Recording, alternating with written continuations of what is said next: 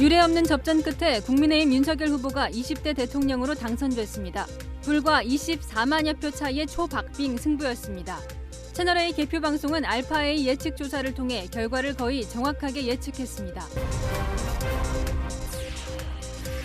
대선 결과에 승복한 이재명 민주당 후보는 자신이 부족해 패배한 것이지 민주당이 패배한 것이 아니라고 말했습니다. 민주당 지도부는 결과에 책임지고 모두 물러났습니다. 역대 최소 표 차이로 승리한 윤석열 당선인은 첫 기자회견에서 통합의 시대를 열겠다고 강조했습니다. 여소야대 상황에 대해선 민주주의가 성숙될 수 있는 기회라고 말했습니다. 윤석열 당선인이 문재인 대통령 그리고 미국 바이든 대통령과 잇따라 전화통화했습니다. 바이든 대통령은 윤 당선인에게 취임 후 백악관을 방문해달라고 제안했습니다. 일주일째 계속되고 있는 경북 울진 산불이 금강송 군락지 앞 300m 거리까지 번졌습니다. 임시 대피소에 있던 이재민 8명은 코로나 확진 판정을 받았습니다.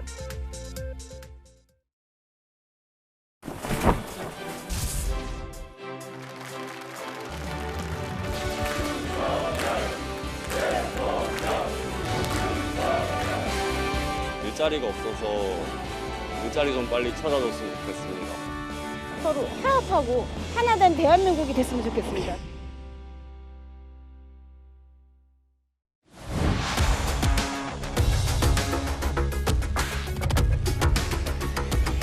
특집 뉴스에 시작합니다. 저는 동정민입니다. 대한민국 유권자들은 정권 교체를 선택했습니다.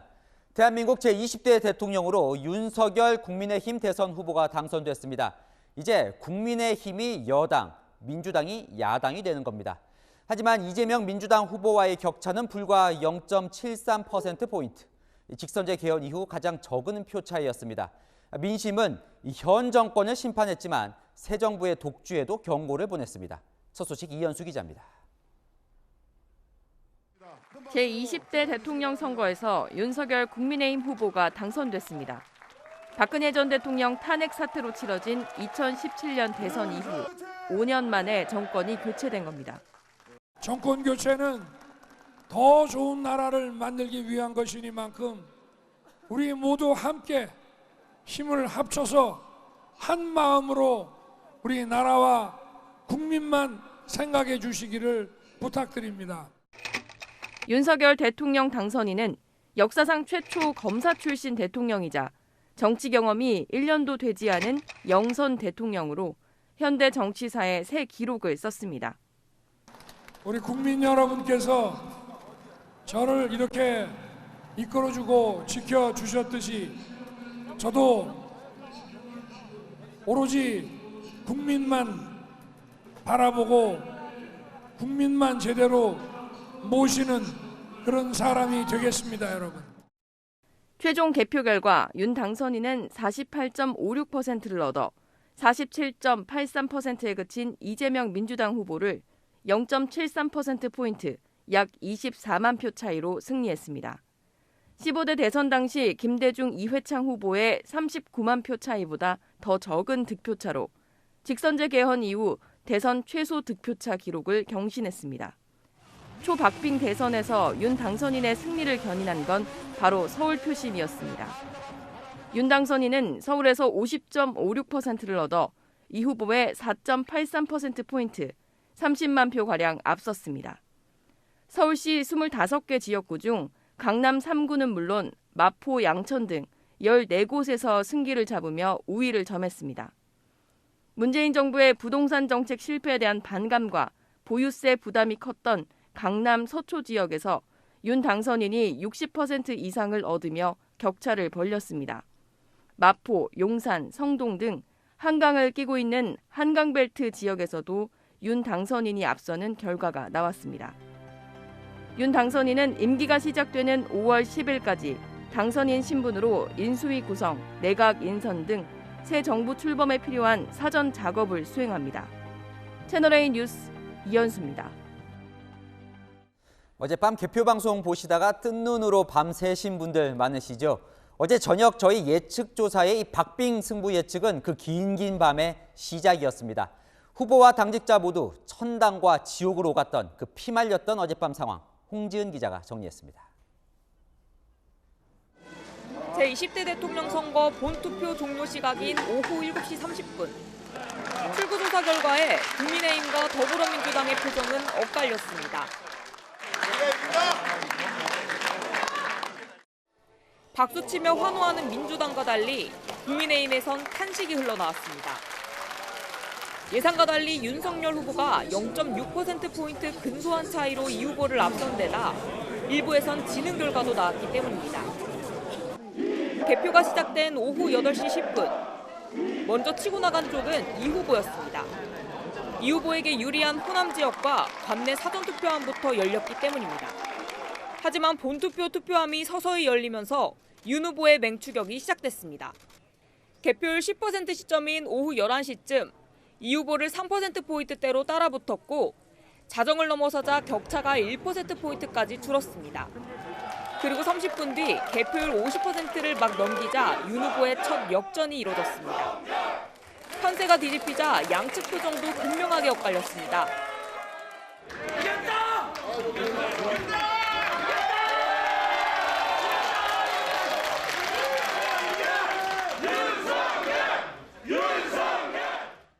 국민의힘은 환호성을 지르며 활기를 찾았지만 민주당은 굳은 표정으로 개표 방송을 지켜볼 뿐입니다. 새벽 2시 15분쯤 윤 후보의 당선 유력이 떴고 1시간 뒤엔 방송사마다 당선 확실히 바뀌기 시작했습니다. 결과를 지켜보던 윤 후보도 새벽 3시 57분쯤 자택을 나섰습니다.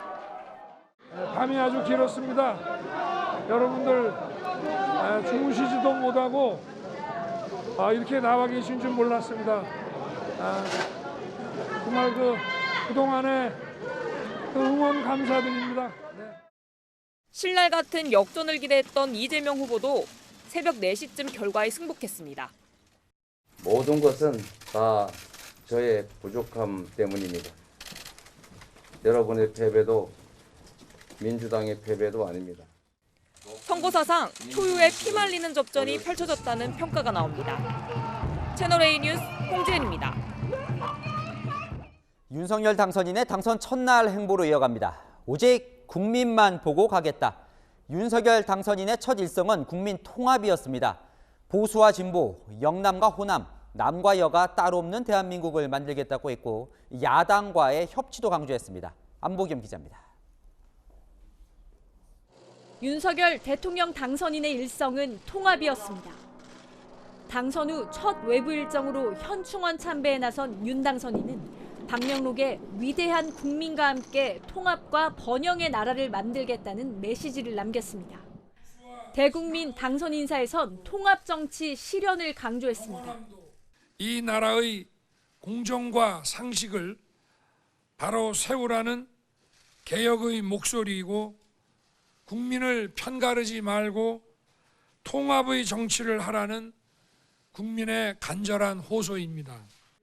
0.7%포인트, 24만 표 차로 진땀승을 거둔 뒤 반쪽짜리 정권 교체란 우려가 나오자 지지하지 않은 나머지 1,600만 표 끌어안기에 나선 겁니다.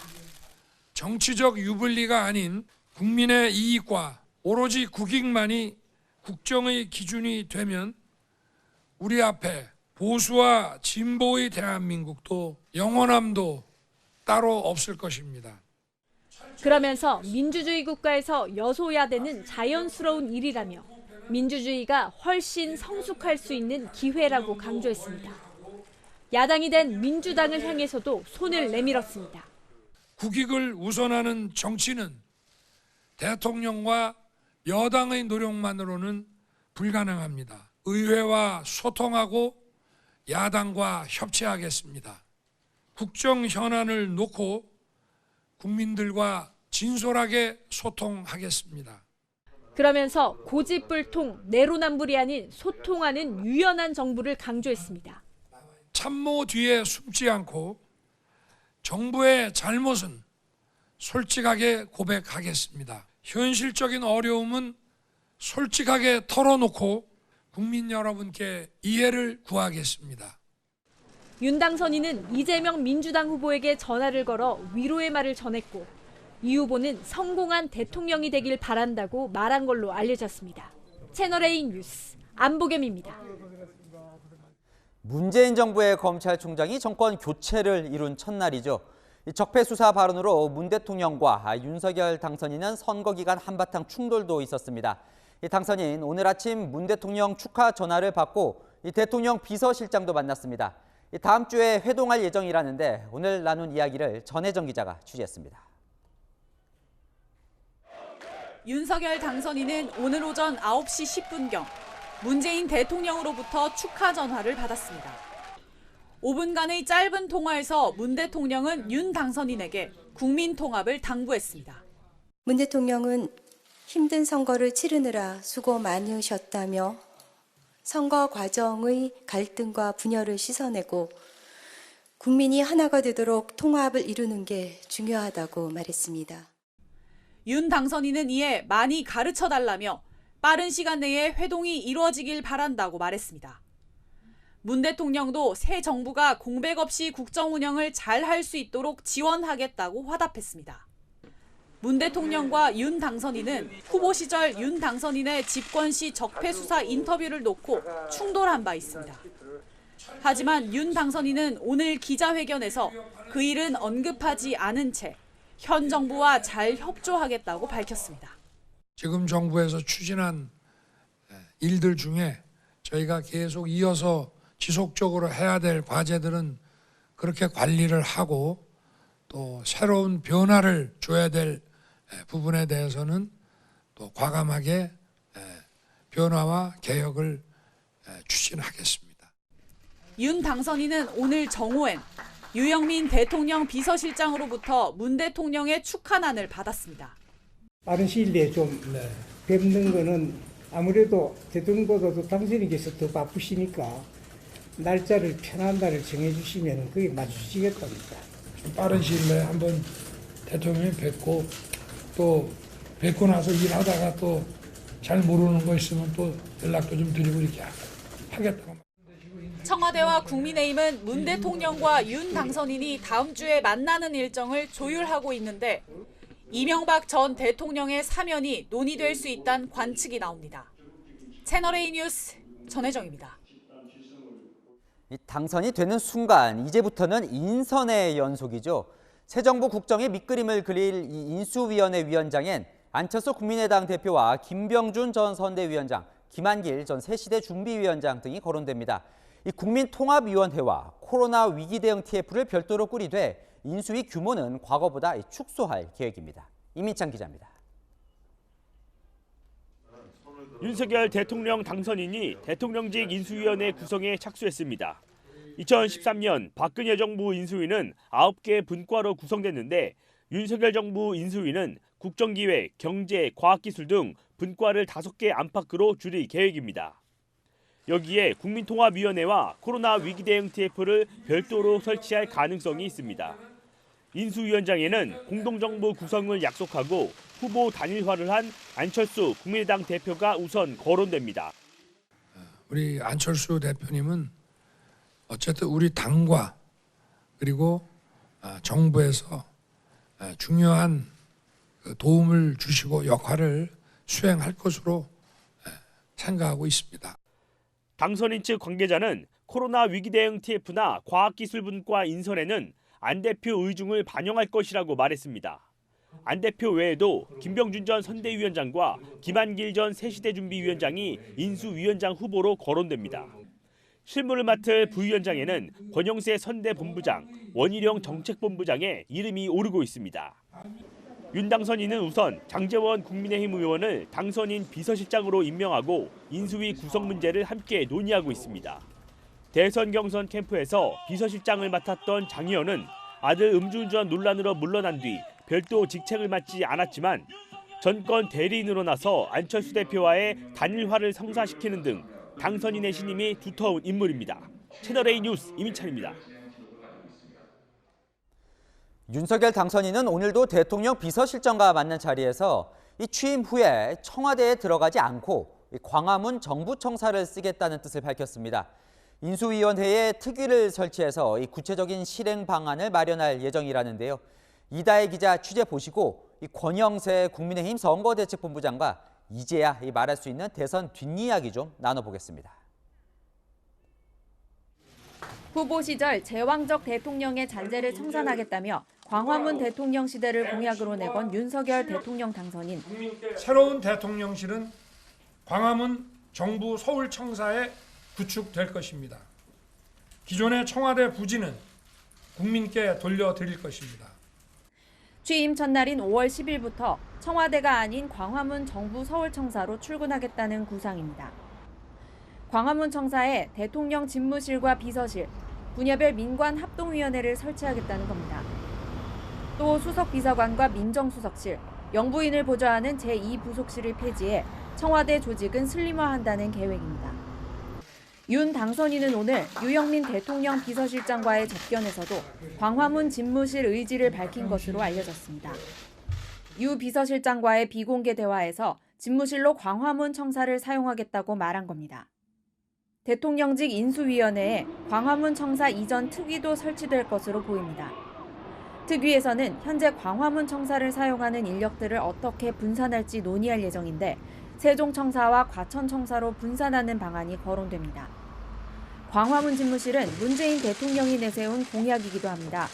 하지만 경호 문제 등을 이유로 지키지 못했던 만큼 윤 당선인이 현실화할 수 있을지도 주목됩니다. 국민의힘 관계자는 당선인의 의지가 강하다며 경호도 국민 불편을 최소화하는 방향으로 해결 가능한 문제라고 설명했습니다. 채널A 뉴스 이다혜입니다. 네, 스튜디오에 권영세 국민의힘 선거대책본부장 모셨습니다. 어서 오십시오. 네, 안녕하십니까. 잠은 좀 주무셨습니까? 어젯밤? 거의 못 잤습니다. 거의 못 잤죠. 예, 새벽까지 당사 앞에 계시던데. 예. 새벽에 들어갔는데 이제 신경을 많이 써서 그런지 네. 신경이 살아가지고 거의 잠을 못 자서 무박 2일째입니다. 혹시 뒤풀이 같은 건 안 하셨어요? 할 데가 없죠 지금 네, 코로나 때문에. 그렇죠. 네. 아이고 예상보다 박빙이었습니다. 사실 어제 저녁 저희 예측조사, 출구조사 보고 당황 좀 하셨죠? 그렇죠. 당황했죠? 네, 저희들은 사실은 여론조사 계속해서 해왔는데 네. 그 출구조사에 참여한 여론조사 기관들도 사실은 그 여론조사 수치들이 그 출구조사 때 나온 것보다는 좀 많이 나왔던 걸로 저희들이 듣고 있었습니다. 근데 네. 실제 출구조사 하는데 0.몇 프로, 네. 또 채널A 같은 경우 약 한 1% 정도 네. 됐지요.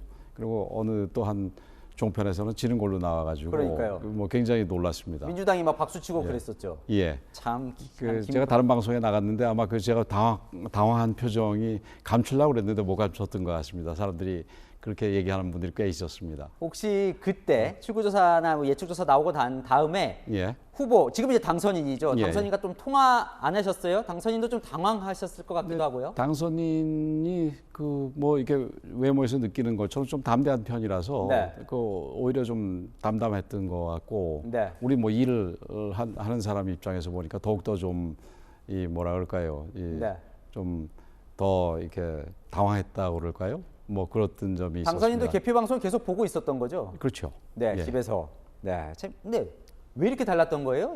여론조사 그동안 나왔던 거 그리고 당에서 했던 것과도 이번 선거 결과가 좀 많이 달랐던 거 아니에요? 예, 많이 달랐습니다. 저희들은 최소한 한 4% 근처까지는 이길 것이다. 두 자릿수는 저희들이 좀 약간 시쳇말로 오바해서 얘기하는 분들이 얘기고 한 4%에서 5% 정도는 날 줄 알았거든요. 근데 이제 거기서 실제는 0.8% 정도밖에 차이가 안 났으니까 3% 이상 차이가 예측하고 차이가 있었던 거고 지는 거하고는 0.8%밖에 안 되는 차이니까 굉장히 놀랐는데 저희들이 생각을 할 때는 역시 그러니까 우리 민주당이 수도권, 서울, 경기, 인천에서 이 광역 단체장, 서울은 오세훈 시장을 작년에 우리가 탈환했습니다만은 기초단체장, 기초광역의원 이렇게 다 갖고 있는 그 어떤 조직이라든가 이런 조직표가 좀 무시할 수 없었던 거 아니냐 이렇게 그게 저력으로 작용한 게 아니냐 이렇게 생각이 됩니다. 그래서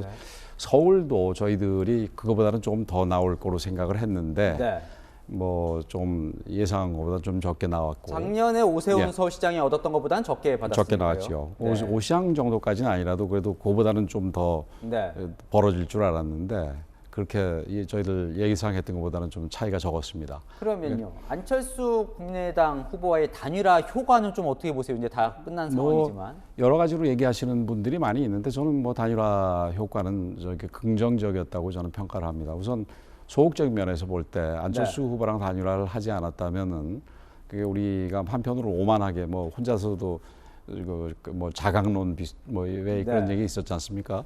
좀 혼자서도 할 수 있다는 오만함 같은 게 비칠 수도 있고 또 이게 어쨌든 저쪽은 통합이 잘 안 된다 이런 식의 어떤 부정적인 인식을 줄 수 있고 또 그때 한참 그 이재명 후보가 무슨 심지어 조원진 후보한테까지 찾아가려고 그러고 뭐 이런 때 아니겠습니까? 반윤연대를 그렇죠. 뭐 구성하려고 했었죠. 저쪽에서는 이렇게 이 통합하는 모습을 보이는 데 비해서 우리는 가장 비슷한 안철수 후보와도 이게 화합이 안 되는 그 세력이라고 비치는 부분이 틀림없이 마이너스였을 거라고 생각을 합니다. 그래서 그런 점에서 통합한 거는 그러니까 긍정적인 효과가 있다고 보고 안철수 후보를 지지했던 표가 나눠지는 과정에서도 저희들한테 조금은 뭐 플러스가 있었다고 봅니다. 뭐 어쨌건 이제 선거 승리를 이끄셨고 오늘 당선인도 해당시에서 콕 집어서 좀 고맙다는 얘기도 전하시던데 지나고 보면요 가장 힘들었던 게 어떤 국면이었던 것 같으세요? 대선 국면에서. 사실은 처음 시작할 때부터 좀 이렇게 많이 힘들었습니다. 처음 시작할 때가 저희들이 그 여론조사에서 찍으실 때 아닙니까? 그래서 그 처음에 며칠 지난 다음에 이제 체제가 잡히면서 여론조사가 저희 자체 여론조사상으로는 뭐 이기기 시작해서 한 번도 안 한창 이 당내 내용이 있을 때 그때 얘기하셨던 거죠? 12월 말부터 시작해서 1월 한 뭐 초까지는 저희들이 그 좀 밀리는 상황이었었는데 그때 아무래도 조금 내용이 있다 보니까 이게 이 시스템이 제대로 갖춰지지 않은 상태에서 갑자기 슬림화되니까 인원도 없는 거 아니겠습니까? 그래서 혼자서 이리 뛰고 저리 뛰고 해야 되고 그러다 보니까 좀 어려움이 있었습니다. 근데 그 같이 했던 팀들이 우리 뭐 우리 정책을 맡아주신 우리 원희룡 지사나 또 우리 상황실에 뭐 윤재욱 의원 또 이철규 의원 이런 분들하고 좀 이게 좀 이거 당시 위기감도 있었고 또 그 분들이 또 능력도 있고 열심히 하는 분들이라서 화합이 잘 됐던 게 승리하는 데 결국 받침이 된 것 같습니다. 개인적으로요 당선인과는 알고 지낸 지가 40년이나 되십니까? 언제 검사 시절부터 하셨던 거예요? 학교 다닐 때. 학교 다닐 때부터 어떤 사람이에요? 윤석열 당선인은? 그 뭐 통 크고. 그다음에 굉장히 여러 방면의 지식이 해박하고 그리고 뭐 담대하고 어떤 면에서는 지금 뭐 이 20몇 년을 검찰에 있었지만 지금 이 정치 자리가 더 맞을 수도 있는 사람입니다. 뭐 정치적인 검사라는 얘기는 전혀 아니고 기본적인 성향에 있어서는 굉장히 그 사회 전체에 대해서 관심이 많고 이런 부분들 그리고 또 담대한 부분들 이런 부분들이 오히려 정치에 잘 맞을 수도 있고 그래서 대통령으로서 뭐 잘 할 수 있을 것이다. 그런데 또 그게 좀 걱정하시는 분도 계신데 왜냐하면 검찰총장에서 사퇴하고 거의 1년 만에 지금 대통령이 됐거든요. 사실 이제 정치로 따지면 정말 초보 신인으로 볼 수 있을 텐데 초보 국정 운영 걱정하시는 분 많습니다. 객관적으로 국정 운영 잘 할 것 같으세요? 뭐 저는 잘 할 거라고 봅니다. 그러니까 한 분야에서 나름대로 최고까지 올라가 보면은 그 조직을 관리하는 거라든지 그다음에 조직에서 좀 더 넓은 면을 봐야 되기 때문에 그 단순히 검사라 하더라도 검사가 뭐 정치적 검사라는 의미가 다시 한번 말씀드리지만 그게 아니라도 여러 가지 면을 고려할 줄도 알고 또 조직 관리도 할 줄 알고 또 그런 부분에다가 어떤 면에서 참 국민들께서 현명하다고 생각을 하는 게 이번 그 선거에서 저희들이 아주 박빙의 승리를 했지 않습니까? 근데 만약에 좀 너무 많이 차이가 나게 이겼으면은 좀 오만해질 수도 있을 텐데 그런 부분에서 좀 그러니까 겸허하게 국민의 뜻을 받드는 부분도 좀 더 이 본인 우리 당선인 머릿속에 확 각인이 됐을 것이다 이렇게 생각을 합니다. 저는 뭐 전반적으로 오히려 우리 국민들께서 저희들한테 좋은 어떤 그 뭐라 그럴까요? 영향을 줬다 이렇게 생각을 합니다. 이제 당장 해야 될 일이 사실 이제 인수위원회 구성인데요. 그렇습니다. 10년 만에 구성인데 뭐 앞서 저희도 전해드렸지만 안철수 인수위원장 가능성이 있는 얘기인가요? 글쎄요, 뭐 저는 사실은 구체적으로 잘 모르겠습니다만 뭐 후보군에 들 수 있다고는 봅니다. 들 수 있다. 그리고 지금 본부장님은 사무총장에서는 이제 물러나시는 건가요? 당 사무총장에서는. 그럼 뭐 선대본부장으로서의 역할을 좀 더 효율적으로 하기 위해서 맡았던 거니까 오늘 선대본부가 이제 해단식을 가져서 선대본부장 저 타이틀을 이제 내려놨지 않습니까? 그러니까 이제 사무총장도 내려놔야지요. 그러면요, 인수위 부위원장으로 거론된다고 또 저희도 전했는데 예. 그건 어떻습니까? 그건 뭐 저기 사실이 아니고요. 저는 좀 아닙니까? 예, 일단은 한 60 며칠 동안 쉴 새 없이 달려오니까 이제는 좀 쉴 생각입니다. 알겠습니다. 자, 이것만 좀 여쭤볼게요. 자, 당선인이 오늘 빨리 국민의 이 당과 합당을 하겠다고 예. 했는데 뭐 이미 이 좀 접촉이 있었다 뭐 이런 이야기도 나오던데. 또 좀 약간 그 사실과 다른 부분이 있습니다. 네. 그러니까 어디 기사를 보니까 오늘 아침에 제가 국민의당의 사무총장하고 만나서 합당 논의를 했다 그러는데 네. 오늘 아침에 그거 어서한데 어떻게 얘기를 하겠습니까? 네. 그래서 만난 적 없고 그냥 그 도서관 우리 상황실에서 인사했을 뿐이고 네. 이제 사무총장직을 내려놓으니까 이제 새로운 사무총장께서 뭐 국민의당과의 합당부터 시작해서 여러 가지 좀 어려운 문제가 있는데 그런 부분을 맡아서 처리하게 될 거라고 봅니다. 네, 알겠습니다. 저희 시간이 다 됐는데 이제는 여당이 되는 거니까요. 예. 책임감 있게 잘 이끌어 주시면 감사하겠습니다. 예. 지금까지 권영세 국민의힘 선거대책본부장이었습니다. 감사합니다. 예, 감사합니다. 0.73%포인트 차이로 정권 재창출을 이루지 못한 더불어민주당 선대위는 눈물의 단식을 치렀습니다. 이재명 후보는 나의 부족함을 탓해달라며 캠프 관계자들에게 감사 인사를 전했는데요. 민주당 지도부는 총사퇴하기로 했습니다.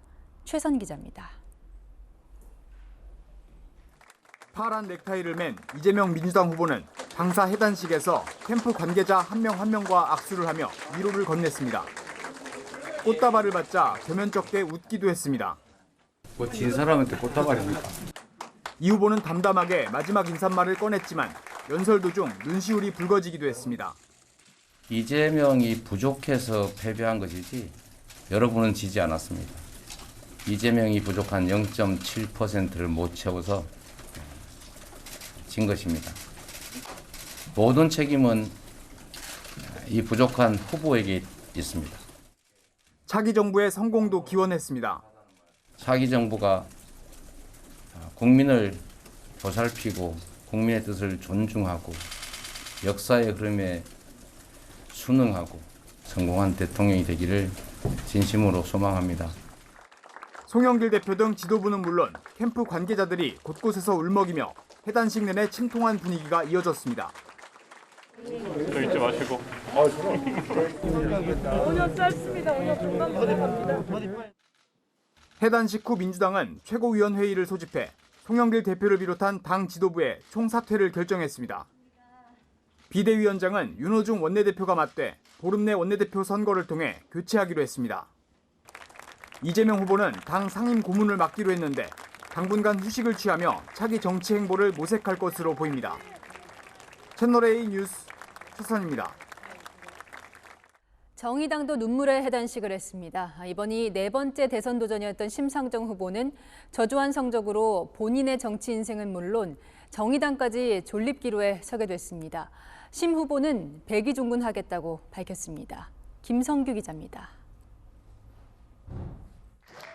정의당 대선 캠프 해단식에서 심상정 후보는 굳은 표정으로 고개를 숙였습니다. 이 저조한 성적은 양당 정치의 벽을 끝내 넘어서지 못한 1세대 진보 정치 한계이자 바로 저 심상정의 책임입니다. 심 후보의 이번 대선 득표율은 2.37%. 5년 전 대선에서 자신이 얻었던 득표율에 한참 못 미치는 성적표입니다. 심 후보는 사실상 2선 후퇴 의사를 밝혔습니다. 저의 책임은 앞으로 백의종군하면서 두고두고 갚아 나가겠습니다. 이제 다음 세대 리더십은 더 소신 있게 당당하게 제3의 대안 세력으로 발돋움해 나가시기를 바랍니다. 정의당은 대선 패배 원인 등을 분석한 뒤 대대적인 혁신 작업에 나설 예정입니다. 기득권 정치로부터 배제된 시민의 목소리를 정치에 담아 세상을 변화시키는 행보를 더 간절하고 당당하게 정의당은 이어가겠습니다. 심 후보는 정의당이 어제 하루에만 12억 원의 후원금이 모였다며 이어질 지방선거에서는 꼭 다당제를 만들어달라고 호소했습니다. 채널A 뉴스 김성규입니다. 아시는 것처럼 윤석열 정부는 여소야대 전국에서 출범하게 됩니다. 다만 이번 대선과 함께 치러진 재보궐선거에서 국민의힘이 압승을 거둬서 다소 숨통이 트이게 됐습니다. 최수연 기자입니다.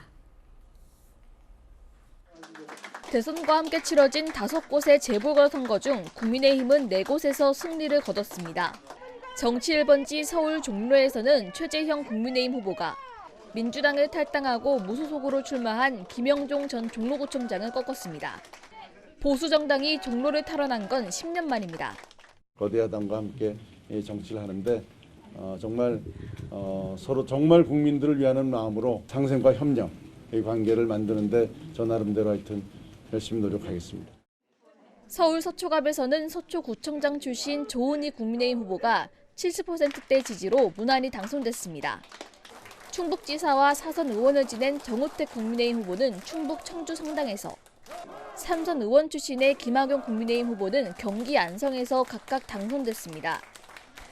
국민의힘이 후보를 내지 않은 대구 중랑구에서는 국민의힘 출신 임병헌 무소속 후보가 승리했습니다.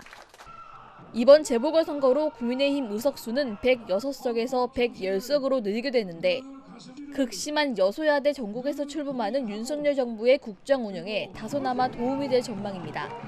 채널A 뉴스 최수연입니다. 초박빙 승부였던 이번 대선에선 세대별 쏠림 현상이 두드러졌습니다. 그런데 젊은 층 남녀 표심만큼은 정반대로 나타났습니다. 이대남과 이대녀의 마음을 함께 얻는 것도 새 정부의 중요한 숙제가 될 것으로 보입니다. 정한희 기자입니다. 이번 대선에서 20대 남녀의 선택은 극명하게 엇갈렸습니다.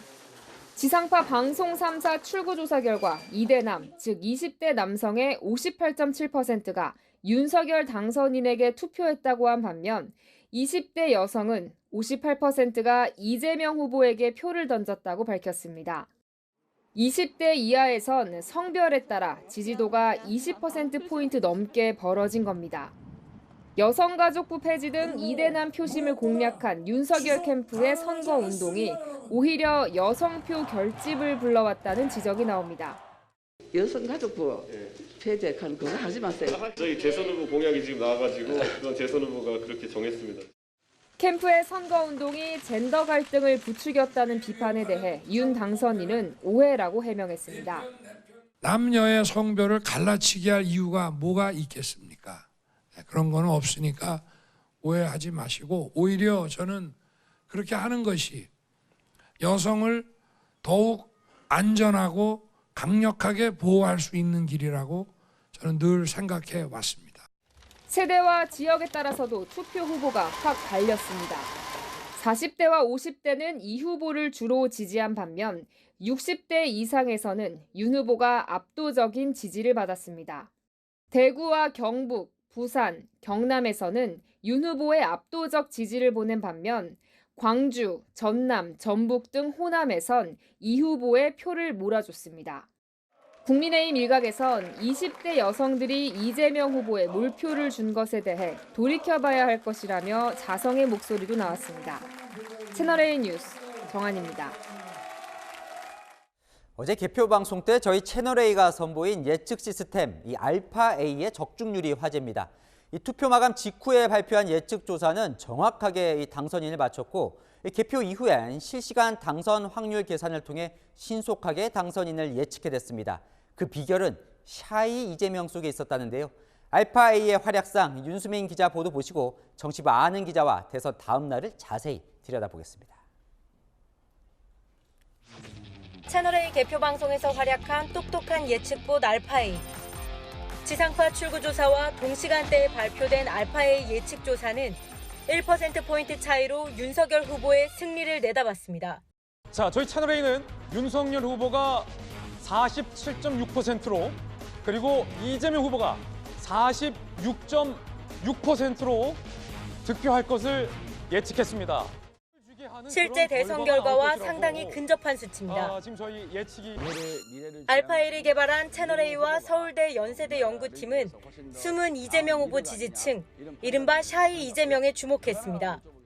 일반 유권자들 사이에 샤이 이재명 현상이 있지 않는가. 저희가 다른 조사들하고는 달리 5번까지 무조건 콜백을 하도록 저희가 조사를 했습니다. 중앙선관위가 제공한 12만 개 휴대전화 안심번호로 같은 사람에게 최대 5번 전화를 걸어 샤이 이재명 유권자를 찾아낸 겁니다.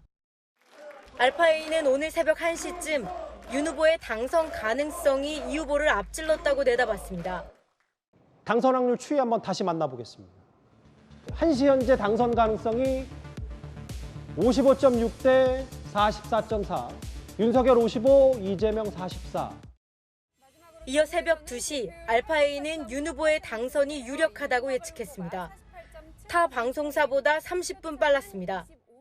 지금은 윤석열 후보의 당선 가능성이 74.7%, 이재명 후보 25.3%입니다.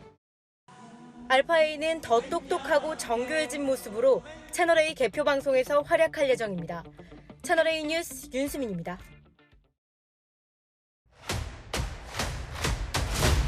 아는 기자, 아자 시작합니다. 정치부 송찬욱 기자 나왔습니다. 송 기자. 네.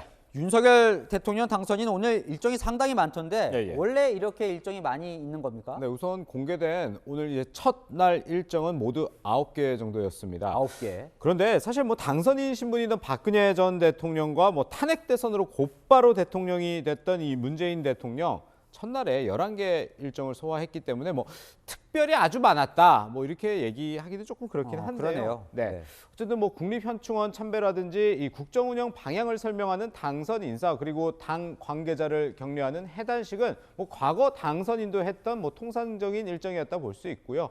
10년 전 박근혜 전 대통령이 당선 첫날에 사강대사와 접견한 것과 달리 윤석열 당선인은 미국 대통령과 바로 전화 통화를 한 점이 굉장히 다른 점이었습니다. 자, 이제 뭐 인수위를 구성할 거다. 이 정도는 네. 이제 알겠는데 앞으로 당선인은 이 취임식까지 네. 일정이 어떻게 되는 겁니까? 네, 일단 당장 내일 뭘 할지도 참 궁금할 수도 있는데 내일은요 싱하이민 주한 중국 대사와 접견을 하고 또 곧이어서 크리스토퍼 델 코서 주한 미국 대사 대리를 접견할 예정입니다. 이 대통령 당선인으로서 외교 역량을 보여주는 것이겠죠. 이 인수위 구성도 빠르게 할 계획인데요. 이명박 전 대통령은 당선 일주일 만에, 박근혜 전 대통령은 당선 16일 만에 인수위를 공식 출범한 바 있습니다. 윤 당선인 측 관계자는 이명박 전 대통령 때처럼 속도감 있게 구성할 것이라고 설명했습니다. 자, 국민의힘 이제 선거대책본부는 해산이 되겠지만, 네네. 자, 국민의힘 지도부는 그대로 남는 거죠? 이준석 대표 체제로요? 그럼요. 이 대선에서 승리했기 때문에 이준석 대표 체제는 한동안은 이어질 겁니다. 오늘 윤석열 당선인은 이 이준석 대표와 김기현 원내대표 등과 이 도시락 오찬을 함께하면서 격려를 하기도 했다고 합니다. 아까도 저희 당선인과 저희 관계자들 식사하면서 말씀하신 것 중에 이번 선거는 뭐 하나 때문에 됐다고 할 수 있는 선거가 아닌 것 같습니다. 여러분께서 기여하신 그 하나하나가 정말 선거에 결정적인 역할을 했던 그런 선거가 아닐까 생각을 하고. 네, 그리고 윤석열 당선인은요. 당선 이후에 여러 행사에서 이준석 대표에 대한 감사 인사도 빠뜨리지 않고 있습니다. 국민의힘 의원님들, 당직자 여러분, 이준석 대표님 정말 고맙습니다. 많은 분들 고생하셨지만 우리 이준석 대표님 네, 물론 의례적 인사일 수 있지만 사실 마음에 없다면 생략할 수도 있는 얘기이기도 합니다. 다만 이준석 대표와 이른바 윤핵관 갈등 관계였죠. 그래서 이 불편한 동거다 이런 얘기도 나오기도 하는데요. 윤석열 당선인 취임 직후인 6월 1일 지방선거가 있는데 이 압승이 아닌 신승을 한 상태이기 때문에 당내 권력 다툼을 하면 지방선거에 악영향을 줄 거라는 걱정도 벌써 나오고 있습니다. 네, 시청자분들이 이제 질문을 많이 주시는데 저희도 앞서 좀 전해드렸지만 네네. 안철수 국민의당 대표가 인수위원장을 맡는 거냐, 안 대표 거취에 대해서 좀 궁금해하시는 분들이 많아요. 네, 제가 오늘 여러 윤석열 당선인 측 관계자들과 전화 통화를 했는데 제가 들은 얘기 중에 참 기억에 남는 게 안철수 대표와 함께하는 게 순리다 이런 얘기를 하더라고요. 이 윤 당선인과 가까운 권성동 의원도 비슷한 생각을 밝혔습니다. 본인이 우선 인수위원장을 하겠다고 의지가 있다 그런다면은 네. 본인이 과연 성과를 낼 자신이 있으면 맞는 것이고요. 국민의당 대표를 하셨으니까 네. 맞는 것이 뭐 본인이 뜬바 있다면은 맡아도 되지 않을까 하는 것이 제 개인적인 의견입니다. 네, 곧 구성될 대통령직 인수위원장이나 뭐 향후에 국무총리 등 여러 직책에 언급이 되고 있는데요. 우선 안철수 대표의 의사가 뭔지 이걸 존중하겠다 이런 의미로 해석이 되고요. 곧 있으면 이제 국민의힘과 국민의당 합당 논의도 시작이 될 텐데요. 국민의힘에서 선거 결과를 분석하면서 이 안 대표와의 단일화 역할을 어떻게 보느냐에 따라서 안 대표 입지도 달라질 것으로 보입니다. 지금은 단일화 안 했으면 못 이겼다는 입장과 오히려 상대 진영을 결집시켜 격차가 줄었다 이런 평가가 혼재해 있습니다. 네, 자 배우자 김건희 씨는 오늘도 이제 모습을 볼 수가 없었는데 네네. 언제쯤 이 대중 앞에 나올 것 같나요? 네, 오늘 뭐 모습을 드러내지는 않았는데 간략한 메시지는 냈습니다. 제가 네. 좀 소개를 해드리면요. 김건희 씨는 당선인이 국민께 부여받은 소명을 충실히 수행하도록 미력하나마 조력하겠다면서 정부 손길이 미치지 못하는 사회 그늘진 곳에 당선인이 관심 갖도록 하겠다고 말했습니다. 아직 공식 일정이 정해진 건 없지만 뭐 향후에 외교 무대처럼 통상적으로 뭐 배우자가 동행하는 일정에는 이 김건희 여사가 함께할 것으로 알려졌습니다. 아이고 지난 밤에요. 네. 송찬욱 기자도 새벽 5시까지 개표 방송하느라 고생 많았는데 예. 승부를 가른 한 곳을 꼽으면 어디입니까? 네, 바로 최대 승부처 서울이었겠죠. 역시 서울이에요. 그렇습니다. 서울에서 윤석열 당선인은요. 50.6%, 이재명 민주당 후보는 45.7%를 기록했습니다. 1년 전에 있던 서울시장 보궐선거에 비하면 뭐 서울 득표율이 떨어지긴 했습니다. 그런데 이 직선제로 치러진 대선에서 보수정당 후보가 서울에서 승리한 건 이 압승을 거뒀던 2007년 이명박 전 대통령을 제외하면 단 한 명도 없었습니다. 물론 아쉽다는 얘기도 나오긴 하지만 서울에서 앞서면서 승리를 겨내냈다는 뜻입니다. 또 호남에서 윤 당선인은 12.9% 득표율을 기록했는데요. 이 당 기대치보단 낮았지만 역대 보수 후보 최다 득표율이었습니다. 이번 선거 3대 징크스가 깨졌다는 말이 있던데 그게 뭡니까? 예, 그동안에요. 국회의원 경험이 없고 또 서울대 법대 출신이고 이런 사람 대통령 된 적이 없었습니다. 그렇군요. 네, 그리고 또 사실 10년 단위로 여야가 교체가 됐는데 이번에는 5년 만에 됐으니까 이 10년 주기설도 사실 깨진 건데 또 이 밖에도 첫 검찰총장 출신, 첫 서울 출생, 첫 아파트 거주 당선인이다. 첫 아파트 거주 당선인. 네, 이런 최초 기록도 세웠습니다. 네, 여기까지 듣겠습니다. 정치부 송찬욱 기자였습니다. 그동안 한미동맹을 강조했던 윤석열 당선인은 당선 수락 5시간 만에 바이든 미국 대통령과 통화하며 외교 행보에 시동을 걸었습니다. 윤 당선인은 당선 인사에서 한미동맹 재건을 강조했습니다. 조영민 기자입니다. 윤석열 당선인이 오늘 오전 10시부터 20분간 조 바이든 미국 대통령과 통화를 했습니다. 대통령 당선 수락 5시간 만에 미 정상과 가장 먼저 통화를 가진 겁니다.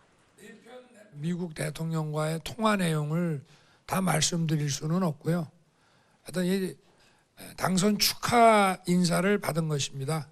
하여튼 취임 후에 빠른 시일 내에 만나서 한미 관계를 더욱 발전시키는 그런 논의를 기대한다는 취지의 그런 취재 얘기를 하셨다고 봅니다. 바이든 대통령은 윤 당선인에게 이번 당선을 계기로 한미 양국이 안보와 번영의 핵심 축에서 더 나아가 협력을 확대하길 기대한다고 밝혔습니다. 윤 당선인은 감사의 뜻을 표하며 최근 러시아의 우크라이나 침공에 대응하는 과정에서 미국이 동맹국들과 국제 협력을 주도하는 데 경의를 표했다고 국민의힘 선대본부는 전했습니다. 윤 당선인은 또 최근 북한의 미사일 도발을 거론하며 더욱 굳건한 한미 공조가 필요하다고 말했고 바이든 대통령은 한미일 3국의 북한 대응 관련 긴밀한 조율이 중요할 것 같다고 답했습니다. 앞서 미 백악관은 윤 당선인의 당선 확정 직후 한미 간 경제와 북민의 동맹은 철통 같다며 바이든 대통령은 윤 당선인과의 협력을 고대한다는 논평을 냈습니다. 윤 당선인도 오늘 당선 인사에서 한미 동맹의 중요성을 언급했습니다.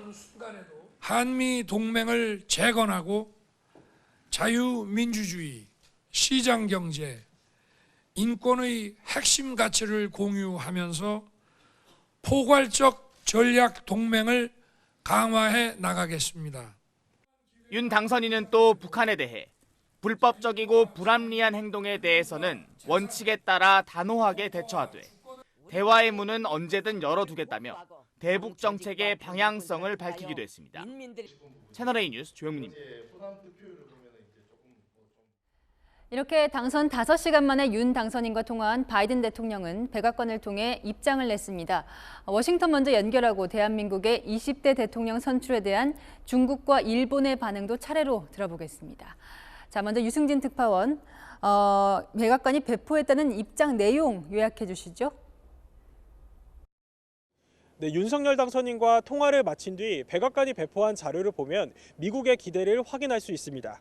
백악관은 먼저 인도태평양에서의 핵심 축인 한미동맹의 역할을 두 사람이 확인했다면서 북한 위협에 맞선 긴밀한 공조도 강조했습니다. 오는 11월 중간선거를 앞두고 있는 바이든 대통령으로서는 북한 위협에 대한 리스크 관리가 절실한데요. 올해 초 북한은 미국이 레드라인으로 설정한 ICBM 시험 발사와 핵실험 재개 가능성을 시사했죠. 우크라이나 침공을 감행한 러시아에 이어 북한마저 선을 넘는 일이 없도록 한국의 새 정부와 함께 리스크 관리에 외교력을 집중할 것으로 보입니다. 이와 함께 중국 견제에 있어 동맹인 한국의 역할, 나아가 그동안 균열이 우려됐던 한미일 3국 공조를 강화하는 데 힘을 모을 것으로 관측됩니다. 특히 미국 중심의 공급망 재편을 위해 5월 출범하는 새 정부에게 반도체 분야 등에서 적극 동참도 요구할 것으로 보입니다. 이번에는 베이징 반응도 들어보겠습니다. 자, 사공성근 특파원, 윤석열 당선인이 후보 시절 사드 추가 배치를 언급한 적이 있는 만큼 중국은 심기가 조금 불편할 수도 있겠네요. 네, 중국 정부도 축하 메시지를 전하면서 올해 한중 수교 30주년을 강조하고 있습니다. 윤석열 당선인과 연락을 가졌다는 내용도 공개했는데요. 중국에서는 앞으로 한미동맹 강화를 우려해 한중 관계의 중요성을 언급하고 있습니다. 中韩两国是班不走的邻居，也是相互离不开的重要合作伙伴。今年是中韩建交30周年。 관변 매체 환구시보는 사드 추가 배치 가능성에 대한 윤 당선인의 앞선 발언을 언급했는데요. 미중 한쪽 편에 서지 않는 전략을 가져야 한다고 견제했습니다. 우리 대선 결과는 오늘 중국인들에게도 최대 관심사 중 하나였습니다. 오전 한때 포털 실시간 검색어 1위에 올랐고 웨이보에서만 윤 후보의 당선 소식이 4억 회 넘는 조회수를 기록했습니다. 네, 일본 역시 촉각을 곤두세우고 있을 것 같은데요. 자, 김민지 특파원, 일본은 양국 관계가 개선될 것이라고 기대하고 있다고요. 네, 일본도 5년 만에 이뤄진 한국의 정권 교체에 큰 관심을 보였습니다. 기시다 총리는 오늘 오전 즉각 축하 인사를 건넸습니다. この健全な関係を取り戻すべく、新大統領、そして新政権と緊密に意思疎通を図っていくことが重要である。 선거 기간 윤석열 후보가 양국 관계 개선 의지를 드러냈지만 당장 큰 변화는 어렵지 않겠느냐는 반응도 나옵니다. 강제징용과 위안부 문제부터 반도체 수출 규제와 후쿠시마 오염수 방출까지 오랜 현안이 쌓여 있기 때문입니다. 일본 언론들은 여소야대 국회에도 주목하면서 포괄적 협의를 강조하는 윤 당선인의 뜻이 현실적인 벽에 부딪힐 수 있다는 점도 우려하고 있습니다. 도쿄에서 채널A 뉴스 김민지입니다. 새 정부가 들어서면 경제 정책에도 많은 변화가 예상됩니다. 윤석열 당선인은 집값을 잡기 위해 주택 공급을 대폭 늘리고 원전도 다시 가동한다는 구상을 제시했죠. 그 영향으로 오늘 건설 관련 주식과 원전 관련 주가가 강세를 보였습니다. 박지혜 기자입니다. 26번의 정책이 모두 실패로 돌아갔습니다. 부동산 세제를 정상화하여 국민의 부담을 확 줄여드리겠습니다. 앞으로 5년간 주택 250만 호를 공급하겠다고 공약한 윤석열 대통령 당선인. 핵심은 규제 풀기입니다. 지어진 지 30년 넘은 아파트는 재건축 사업의 첫 관문인 정밀 안전진단 단계를 면제해주고 재건축 초과 이익 환수 부담도 줄이는 등 재개발, 재건축으로만 47만 가구를 공급합니다. 다주택자에 대한 양도소득세 중과세율 적용은 최대 2년간 미루고 생애 최초 주택자는 주택 가격의 최대 80%까지 대출받을 수 있게 했습니다. 공약집에는 종합부동산세를 지방세인 재산세와 통합해 사실상 폐지하는 방안도 담겼지만 법률 개정 사항이라 국회 협조가 관건입니다. 에너지 정책에선 탈원전 백지화를 통한 원전 최강국 건설을 내세웁니다. 신한울 3, 4호기 공사를 재개하고 2030년까지 원전 10기를 해외에 수출하겠다는 겁니다. 인력 유출뿐만 아니라 수많은 원전 부품 산업 기업들이 문을 닫았어요. 지난 5년 동안에 아주 형편없이 무너졌거든요. 그거를 다시 되살리는 노력이 정책적으로 굉장히 중요하고요. 재건축과 원전 사업에 대한 기대감이 반영되며 GS건설과 현대건설 등 건설주들은 전날보다 8%대, 두산중공업 등 원전주들은 전날 대비 1% 오르며 상승 마감했습니다. 채널A 뉴스 박지입니다. 코로나 정점 속에서 치러진 대선이었는데 앞으로 방역 체계는 어떻게 될까요? 자영업자에 대한 영업 제한은 완전히 없어질 전망입니다. 김단비 기자입니다. 윤석열 당선인이 곧 출범하는 인수위원회 내부에 코로나19 대응 조직을 만들겠다고 밝혔습니다. 코로나와 관련된 문제를 전부 경제 문제, 또 방역 문제, 보건 문제, 의료 문제를 전부 종합적으로 다룰 인수위원회 조직을 구성할 생각입니다. 1번 공약으로 내세웠던 코로나 극복을 위해 인수위 때부터 방역과 치료, 손실보상 문제를 논의하겠다는 겁니다. 윤 당선인은 영업시간 제한과 현재 일시 중단된 방역 패스를 완전 철폐할 계획입니다. 일시가 아니라 이거는 다 폐지하는 것이 맞습니다. 그와 아울러서 영업시간 제한 철폐할 것을 주장합니다. 여행의 자유를 보장하기 위해 PCR 검사가 음성인 해외 입국자의 자가격리도 폐지한다는 방침입니다. 윤 당선인은 또 2차 추가 경정 예산 편성을 통해 코로나로 경제적 피해를 입은 자영업자와 소상공인에게 최대 1,000만 원까지 보상하는 방안을 검토 중입니다. 자영업자들은 윤 당선인의 구상에 환영의 뜻을 나타냈습니다. 영업시간 폐지지. 영업시간은 아무래도 사람들이 왔다가 그 시간이면 다 가야 되니까 9시 안 되면 8시만 되면 사람이 안 들어와요. 일단 힘든 시대에서 그만한 돈이 들어온다는데 당연히 좋죠. 지금 한참 많이 힘든 상태에서 그만한 돈이 오니 저희는 일단은 그래도 조금이라도 일단 한숨 놓죠. 윤 당선인은 인수위 논의를 거쳐 코로나 종합 계획을 내놓을 계획입니다. 채널A 뉴스 김단비입니다.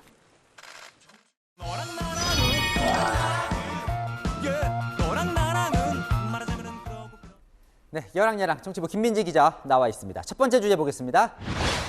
오늘 이것 때문에 박경미 청와대 대변인이 화제더군요. 네, 바로 눈물인데요. 이번 대선 결과와 관련한 문재인 대통령의 대국민 메시지를 전하던 도중에 울먹였습니다.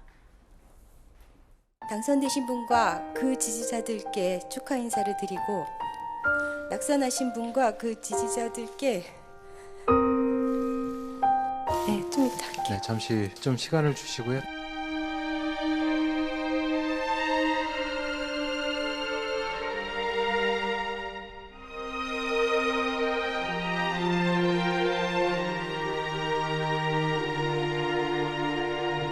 낙선하신 분과 그 지지자들께 위로의 마음을 전합니다.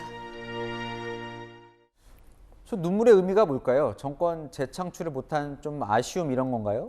그렇게 오해를 받을 수 있는 상황이잖아요. 그래서 대변인으로서 대통령의 메시지를 발표하는 자리에서는 적절치 않았다는 지적이 나오는데요.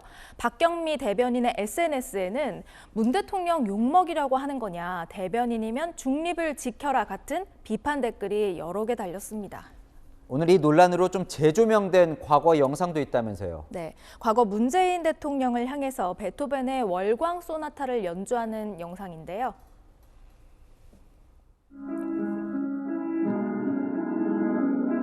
저는 이런 월광 소나타, 문라이트, 달빛 소나타가 문재인 대통령의 성정을 닮았다고 생각합니다.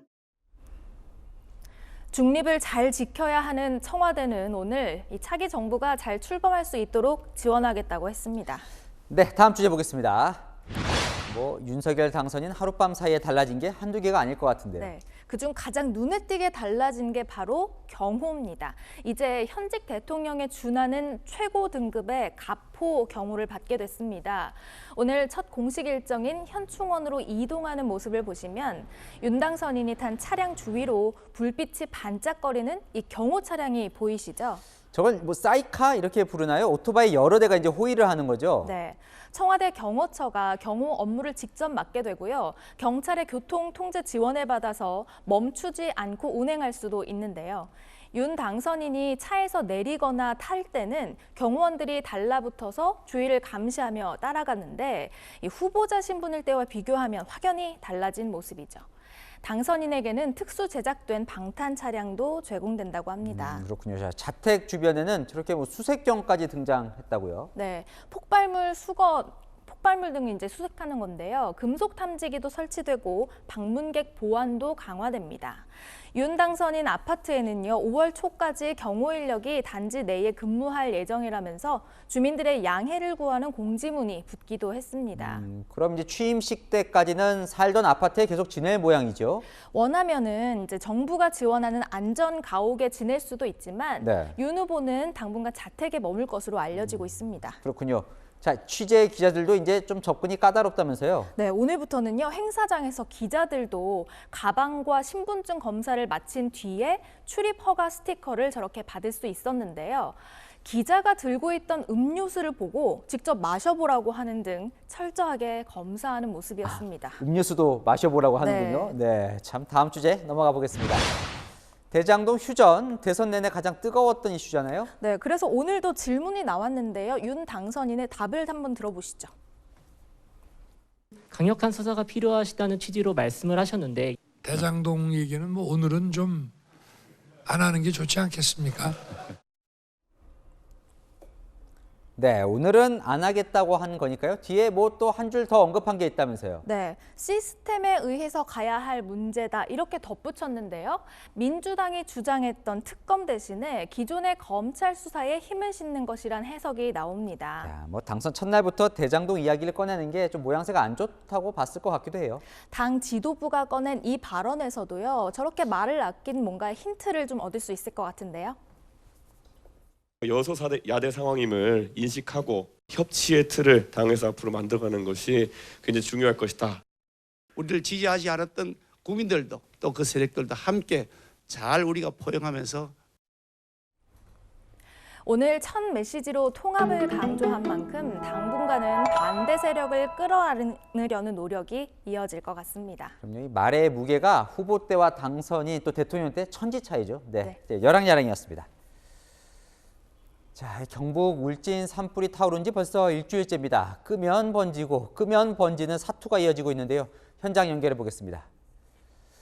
네, 배유미 기자, 금강송 군락지가 아직도 위태로운 상황이라고요.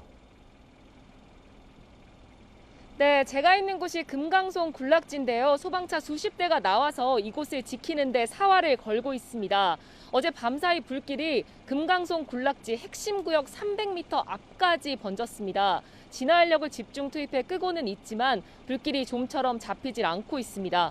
조금 전 산림청장의 브리핑 들어보시죠. 그 암석지에 이렇게 숨어서 그게 달궈져 있습니다. 열에 익어가지고 이 돌들이 살아 움직이는 것처럼 막 떨어집니다. 이 아래에 굉장히 중요한 자원들이 있는데 울진과 삼척 접경 지역인 응봉산에 둥지를 틀고 있는 산불은 산림당국의 총력 진화에도 좀처럼 기세가 꺾이지 않고 있습니다. 산림청장마저 유례가 없는 겪어보지 못한 산불이라며 악정 고투 중이라고 말할 정도입니다. 이 시각 울진과 삼척의 산불의 진화율은 75%로 어제와 같습니다. 한쪽을 끄면 다른 쪽에서 불씨가 되살아나는 일이 반복되고 있는 겁니다. 산불 피해 면적도 서울의 3분의 1에 육박하고 산불 복구 비용도 지난 2000년 동해안 산불 당시에 1,671억 원과 비슷할 걸로 예상됩니다. 이재민들의 대피가 길어지는 상황에서 8명이 코로나19 확진 판정을 받아 재택 치료를 받게 됐습니다. 한편 정부는 산불 피해 주택이 복구될 때까지 1년간 무상으로 임시 조립식 주택을 제공하기로 했습니다. 지금까지 울진 산불 현장에서 전해드렸습니다. 코로나 확진자가 정점에 달하며 지난 일주일간 1,200여 명이나 숨졌습니다. 화장터를 못 구해서 5일장을 해야 하는 가족들도 있습니다. 백승우 기자가 현장 취재했습니다. 경기 안산시에 있는 한 장례식장입니다. 빈소 9개가 모두 찼는데 4, 5일장으로 장례가 치러지고 있습니다. 3일장이 어렵다고 하더라고요. 왜 그러냐 그랬더니 지금 화장이 너무 밀려 있어가지고 도저히 3일장은 안 되고 빨라야 5일장, 6일장. 최근 일주일간 코로나 사망자가 1,200명을 넘다 보니 화장장에 자리가 없는 겁니다. 화장장 예약 시스템에 들어가 보면 예약이 꽉 차 5일 후에나 가능합니다. 경기도에서 강원도, 서울에서 세종 등 원정 화장을 떠나는 경우도 비일비재합니다. 너무 어이가 없더라고요. 장례식장도 장지도 다 서울인데 화장할 데가 없어서 기다리거나 아니면 지금 멀리까지 내려가야 하는 상황이. 기자가 직접 서울 소재 대형병원 6곳과 인근 화장장 5곳에 문의했지만 이번 주 일요일까지 예약 가능한 곳은 한 곳도 없었습니다. 저희 13일 일요일까지 화장 예약이 꽉 차 있습니다. 요즘에 코로나로 사망하신 분들이 워낙 많다 보니까 화장장 구하기가 어려워지면서 장례식장도 꽉 찼습니다. 한 1, 2주 사이에 사망자가 너무 많아가지고 지금 저희 안치할 공간도 없어요.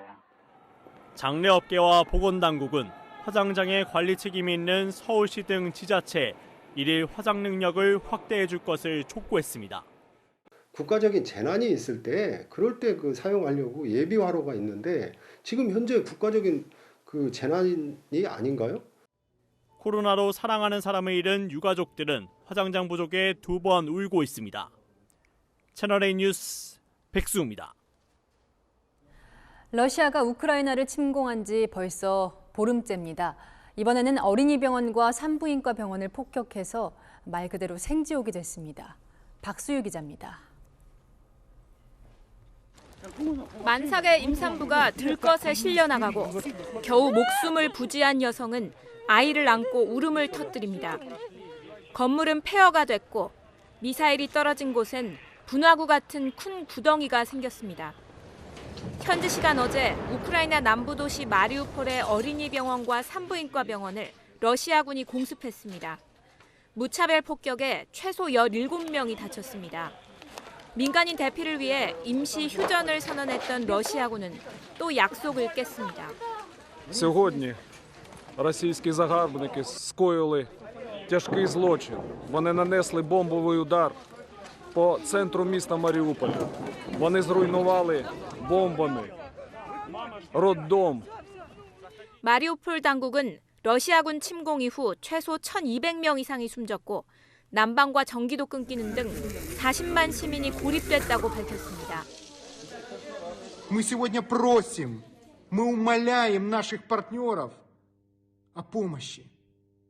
Мы просим, чтобы закрыли небо над Украиной. 우크라이나 정부는 민간인 통로 10곳 중 하르키우 등 7곳에서 아직 대피가 이루어지지 않았다며 러시아를 규탄했습니다. За словами голови Харківської ОДА Олега Синігубова, 2 дні тому 600 тисяч харків'ян евакуювалися з Харкова поїздами. 이런 가운데 영국 국방부는 러시아군인 TOS-1A 중화기를 이용해 폭탄 안에 여러 개 폭탄을 넣은 집속탄과 주변 산소를 한꺼번에 폭발시키는 열 압력탄을 우크라이나에서 사용했다고 밝혔습니다. 집속탄과 열 압력탄은 대량 살상력 때문에 제네바 협약으로 사용이 금지돼 있습니다. 채널A 뉴스 박수유입니다. 우크라이나에 협조했던 미국과 서방 세계가 전쟁이 커지는 것은 꺼리며 우크라이나가 구석으로 몰리고 있습니다. 젤렌스키 대통령은 나토 가입을 포기하는 출구 전략을 모색하고 있습니다. 권갑부 기자입니다. 먹구름 낀 하늘을 미사일 하나가 가로지릅니다. 하지만 막을 방법이 없습니다.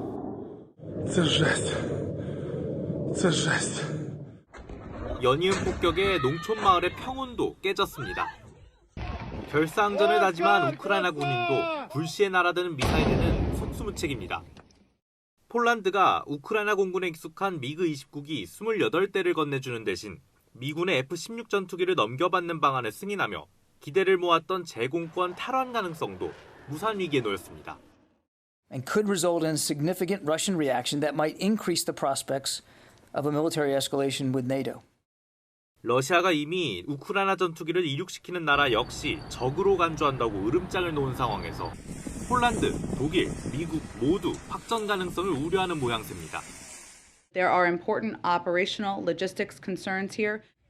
결국 우크라이나는 러시아의 휴전을 제의하며 전쟁의 서막이 된 나토 가입도 철회할 수 있다는 분위기입니다. 젤렌스키 우크라이나 대통령은 나토는 논쟁적인 사안을 두고 러시아와 대면하는 것을 두려워하고 있다며 나토 가입을 구걸하는 나라의 대통령이 되고 싶지 않다고 말했습니다. 러시아가 독립국가로 인정한 돈바스의 친러 영토 두 곳에 대해서도 타협할 용의가 있다고 밝혔습니다. 러시아군이 점령한 체르노빌은 48시간의 예비 전력만 남아 방사능 유출 위험까지 제기되며 회담이 시급해진 상황입니다. 채널A 뉴스 홍각구입니다. 타이거 우즈가 세계 골프 명예의 전당의 164번째 회원이 됐습니다. 피부색 차별을 이겨내도록 이끌어준 아버지를 떠올리며 울먹이기도 했습니다. 정윤철 기자입니다. 타이거 우즈의 딸 샘 우즈가 명예의 전당에 헌액된 아버지를 소개합니다. Because you're a fighter. You've defied the odds every time. Being the first black and Asian golfer to win a major. PGA 투어 최다승 공동 1위, 메이저 대회 다승 2위 등을 기록하며 세계 골프를 호령한 우즈. 2년 전 45 나이로 역대 최연소 명예의 전당 가입을 확정했습니다. 하지만 코로나19 여파로 가입 행사가 미뤄지다 오늘 온 가족과 함께 영광의 자리에 섰습니다. 수많은 역경을 이겨냈기에 가능했던 일입니다. Playing at some of these golf courses, I was not allowed in the clubhouses. The color of my skin dictated that. 뜻깊은 날 가장 그리운 존재는 아버지였습니다. 집을 담보로 돈을 빌려 대회 참가비를 마련하며 헌신했던 아버지였습니다.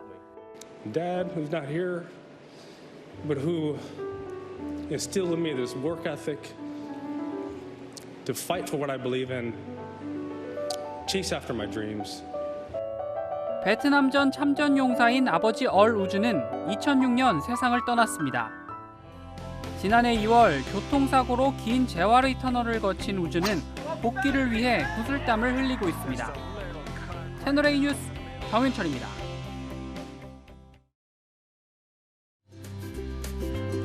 아침에 집을 나설 때 아직은 공기가 차갑습니다. 내일 출근길도 대부분 지역의 기온이 한 자릿수로 출발하겠는데요. 낮에는 아침보다 15도 이상 올라 봄처럼 포근하겠습니다. 내일 중서부와 일부 남부 지역의 미세먼지 농도는 나쁨 수준 예상되고요. 서해안으로는 안개까지 뒤엉켜서 시야가 답답하겠습니다. 동쪽으로는 불길이 잡히지 않은 곳이 있습니다. 건조특보도 여전히 남아있는 가운데 내일 새벽 사이 동해안에는 강풍이 불겠고요. 모레까지도 바람이 강약을 반복해 화재 위험성이 높겠습니다. 내일 낮부터 호남과 경남 서부에는 빗방울이 떨어지겠습니다. 내일 아침 서울은 4도로 출발하고요. 한낮에 서울이 18도, 대구는 20도까지 오르겠습니다. 일요일 전국에 비가 오겠지만 주로 서쪽에 집중되겠고요. 동해안은 5mm 안팎 정도로 예상됩니다. 날씨였습니다. 그 약속 지키실 수 있겠습니까? 윤석열 당선인이 지난해 대선 후보가 되던 날 제가 인터뷰 때 가장 먼저 던졌던 질문인데요. 그 약속, 수락연설 때 했던 윤석열 사전에 내로남불은 없을 것이라는 약속이었습니다. 윤석열 정부에선 정말 지긋지긋한 내로남불 소리 좀 안 나오면 좋겠습니다. 국민 속이지 않겠다고 이 당선 첫날인 오늘도 약속했으니까 지켜보지요. 마침표 찍겠습니다. 내로남불에도 어퍼컷. 뉴스 마칩니다. 감사합니다.